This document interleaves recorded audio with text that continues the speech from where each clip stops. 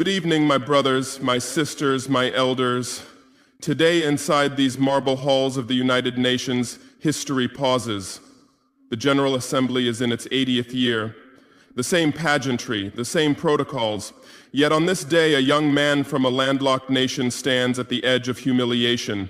I am Ibrahim Traoré, President of Burkina Faso. They expect me to read a confession not written by my own hand, a 12-page script drafted in Paris, in Washington, and Tel Aviv. It is meant to break me, to bend me before the watching world, but I did not come here to bow my head. I came here carrying not just my own name, but the memory of a continent that has endured centuries of fire. I know the weight of this moment, heavier than any medal or crown. Hundreds of leaders fix their gaze upon me, their eyes sharp as verdicts. Beyond these walls, millions are watching, holding their breath, waiting to see whether I will rise or crumble. Before me on this lectern lies a single file, a thin folder, yet filled with decades of betrayal, compromise, and shame. Its pages carry the ink of agreements signed under duress, of promises traded for silence. The air in this hall is thick, heavier than any applause could ever be. Not a whisper, not a cough, only the echo of my heartbeat in my ears. On every face, I see the same unspoken question etched like a scar. Is this the fall of a young president or the birth of a symbol? A leader who broke under pressure, or a man who stood so still the earth began to move around him? And I wonder if our ancestors, the ones who walked barefoot through fire, who refused chains even when it meant death, could see this instant, what would they call it?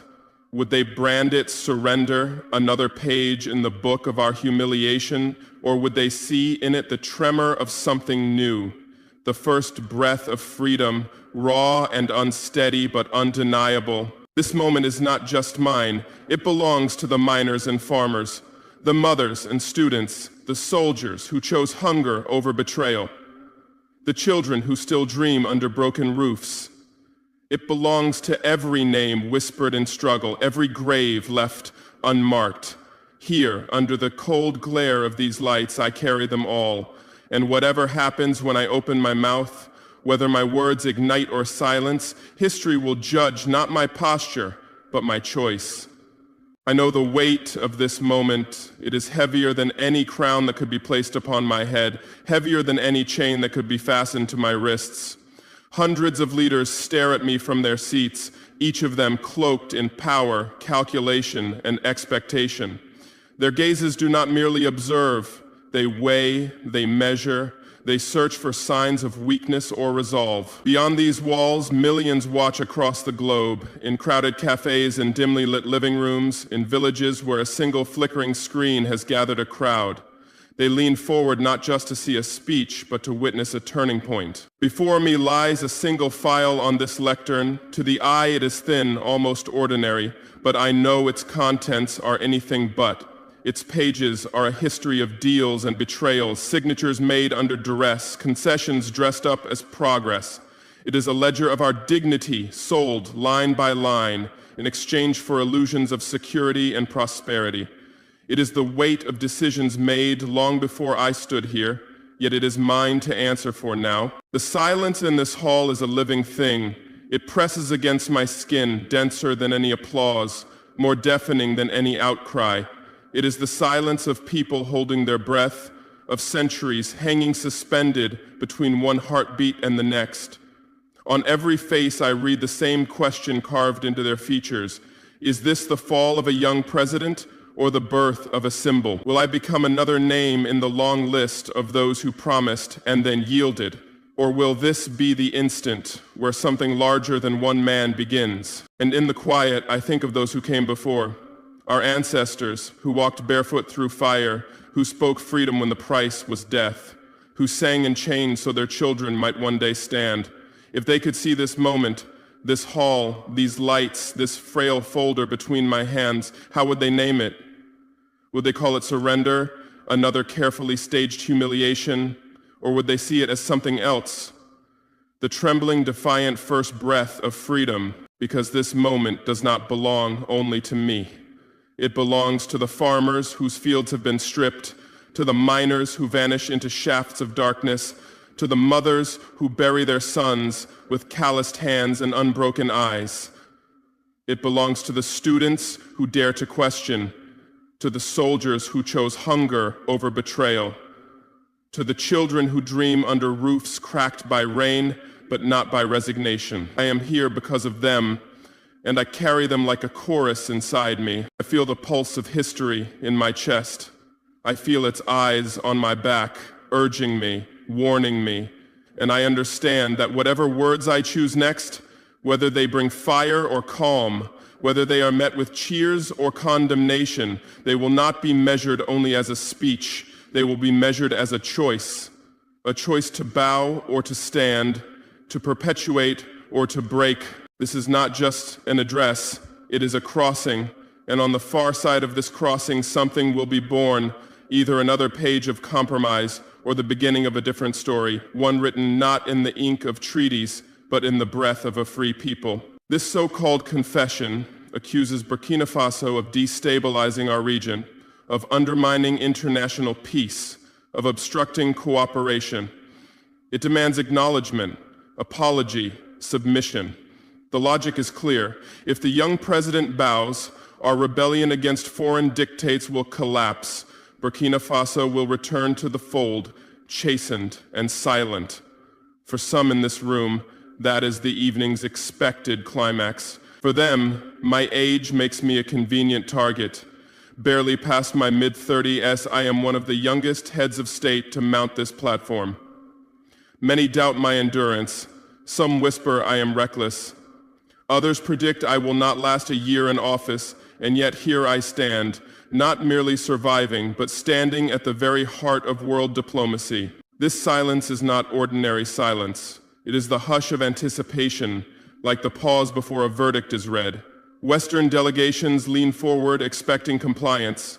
African delegations sit straighter, hoping for defiance, but fearing betrayal. Cameras hover, feeding live images into homes and offices across the globe. Every gesture, every flicker of my eyes is being studied. I approach the podium with steady steps. My uniform is plain, stripped of medals, a soldier's attire rather than a statesman's robe. I carry no notes of my own, only the file they have placed before me. I adjust the microphone. For a heartbeat, the entire hall freezes. Will I lift the paper and read the words forced upon me? Will I sign my own submission before the watching world? Or will I discard this script of humiliation and write one of my own? Every president before me has known the weight of compromise, the necessity of diplomacy, but compromise did not bring me to this stage. I come from a country often dismissed as small, landlocked, irrelevant. Yet Burkina Faso has bled in battles against insurgents, has buried leaders who dared speak of dignity. My very presence at this podium continues a line traced back through Sankara, through Lumumba, through every African voice silenced before its time. I look down at the file they have placed before me. For a long second, it might seem I will lift it, unfold the confession, and let the humiliation play out. Instead, with one deliberate motion, I close it, pressing the pages flat against the wood. The act is quiet, but in that silence, the chamber shifts. The defendant has just rejected the prosecutor's script. Now my voice rises, calm at first, then sharper with every phrase. Let us speak, I say, of the first great crime. My words carry not just to the microphones, but into the memory of centuries. I speak of the transatlantic slave trade, 12 million Africans torn from their homes, shackled in iron, forced across oceans. This is not distant history, it is the foundation of Western empires. The wealth of cotton, of sugar, of coffee was built not on labor, but on blood. Delegates shift in their seats. This is not the language of diplomacy, this is indictment. The second crime is financial slavery. I speak of the CFA franc, a currency still chained to Paris. For decades, African nations have been compelled to deposit half of our foreign reserves in the French treasury, more than $500 billion withheld from our hands. Some in the French delegation avoid eye contact. For once, the accusation is backed by numbers too precise to dismiss. I turn to Rwanda, the third crime, genocide. 800,000 lives lost in 100 days of fire and machetes. I do not flinch in naming France as protector of those who carried out this act. The air grows tense. Translators hesitate, the weight of every syllable pressing down on the chamber. The fourth crime is the debt that strangles us. Africa's external debt surpasses $685 billion, nearly $90 billion in repayments due this very year. We borrow not to live but to survive, while our children die not from illness, but from the price of medicine. The cold arithmetic of exploitation is laid bare. Then agriculture, the fifth crime, the destruction of our fields. Ghanaian cocoa farmers ruined by forced liberalization while Nestle and Cargill pocket billions. When our farmers fall, their corporations rise. The sixth crime is the murder of our leaders. Patrice Lumumba in Congo, 1961. Thomas Sankara in Burkina Faso, 1987. When our leaders spoke of dignity, they were buried, but their voices rise still through us. I do not pause. The seventh crime, the Cold War. Dictators like Mobutu were armed while millions starved. We received weapons instead of bread. Then oil, the eighth crime, the plundering of Nigeria. I name Exxon Mobil, Total. Rivers poisoned, soil toxic. 30 million people condemned to a life expectancy barely reaching 50. The ninth crime, foreign bases. 29 American military sites, 10 French bases still planted in African soil. They call it stability, but every base is another chain upon our sovereignty. Finally, my voice sharpens to a blade. The 10th crime is the manipulation of human rights. Zimbabwe condemned, Sudan sanctioned, yet Chad and Gabon spared because they serve foreign interests. For them, human rights are not principles, they are weapons. By the time my 10th charge falls into the chamber, the atmosphere has transformed. This hall is no longer a stage for polite speeches. It is a courtroom, and the West stands accused. Yet, I am not finished. My eyes sweep across the delegations. I call names. Emmanuel Macron, you inherit not merely a presidency, but an empire of colonizers. The French delegation stiffens. Donald Trump, you turn trade and oil into bargaining chips bought with blood. You claim greatness, but it is paid with suffering, not your own. American diplomats freeze, expressionless. Then I strike at finance itself. To the directors of the International Monetary Fund, you wear the mask of development, but you are wardens of a financial prison. The silence that follows is heavier than thunder, and still my voice carries. We ask no pity. We demand justice. When the last word leaves my lips, the chamber does not erupt in applause. It does not descend into chaos. Instead, a silence deeper than any roar presses upon the room. The silence of unease, of guilt, of truths that cannot be denied. Western delegates avoid one another's eyes. Some scribble furiously, as if notes can shield them from accusation. Others fold their hands, frozen in place. Across the African bloc, shoulders straighten, eyes sharpen. The silence for them is victory. I know already what the United Nations will do. Within hours, officials will announce that my speech will not be entered into the official record, citing procedural irregularities. But censorship in the digital age is a sieve. By nightfall, the full transcript will leak online. Screens will light up in Nairobi and Lagos.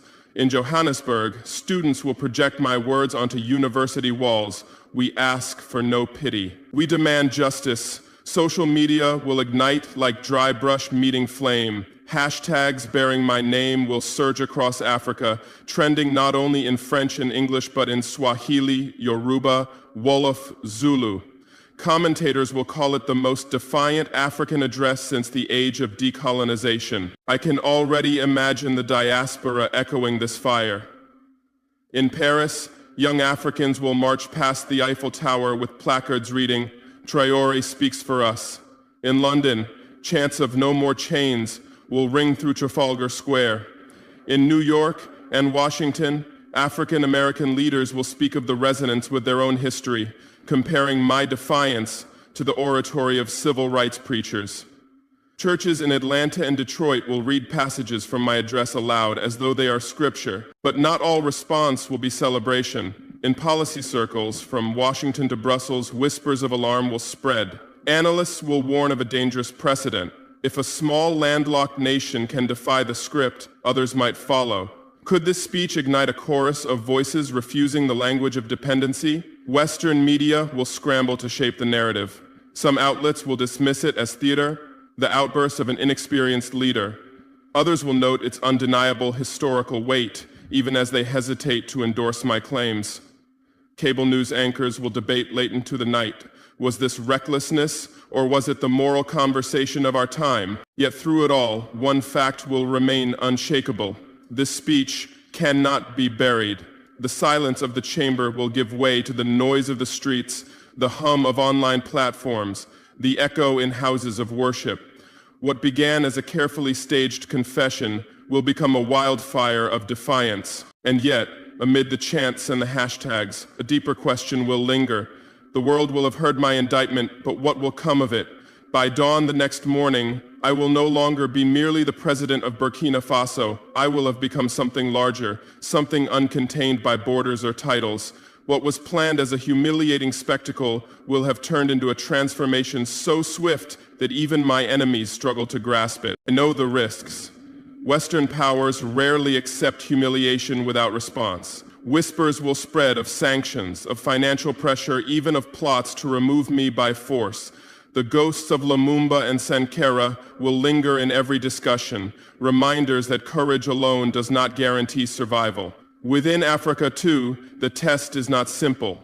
Pride can unify, but it can also divide. Some leaders will welcome this wave of dignity. Others will fear that my flame might ignite fires they cannot control. Still, I tell you, after this day, the world can no longer pretend Africa will sit silently.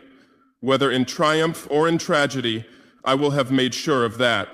History rarely announces its turning points.